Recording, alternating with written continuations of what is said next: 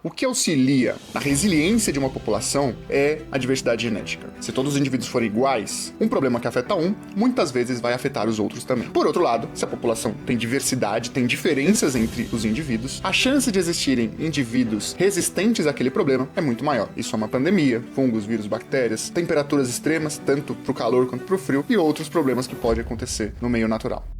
Teve um trabalho publicado no começo do ano passado, que fez uma meta-análise, analisando um monte de trabalhos que viram diversidade genética, e ele trouxe uns dados interessantes que eu queria mostrar aqui pra vocês. O primeiro dado interessante são os grupos mais afetados com relação à baixa diversidade genética. Foram as aves e os mamíferos. Então as aves foi o grupo mais afetado, seguido pelos mamíferos. E quais foram os problemas que influenciaram na diminuição da diversidade genética dessas populações? Perturbação humana, então caça, pesca, ofensivos agrícolas, mudança de uso do solo, então solos que antes eram florestas passaram a ser plantações, campo pra gado e etc. E por fim, fenômenos abióticos. Então, mudanças indiretas, como mudanças climáticas, influenciadas pelas ações humanas, por exemplo. E um detalhe interessante é que eles mostraram que a proteção legal, então você definir uma área como uma unidade de conservação, por exemplo, não foi suficiente para garantir uma boa diversidade genética das populações. Não basta você cercar uma área, deixar os bichos lá, mas essa área ser muito isolada, essa área ser um fragmento, até um fragmento bom, mas isolado de todo o resto, sem o fluxo gênico de outras populações, garantindo essa diversidade. E que eles mostram que foi interessante, assim, restauração ecológica, geralmente criando conexões entre outros fragmentos, né, corredores ecológicos, controle de espécies invasoras, de pragas, então isso também auxiliou na preservação da diversidade genética, e suplementação. O que é a suplementação? Não é dar whey protein pros bichos, é você fazer um manejo dessa diversidade genética, você pegar indivíduos de uma população que às vezes não conseguia contato com essa por conta de ações humanas, é você trazer indivíduos, ter uma variação genética conhecida, mas que estavam em cativeiro, para essa população, para ajudar nesse processo de aumento da diversidade genética. Então essas são algumas ferramentas que podem auxiliar nesse problema.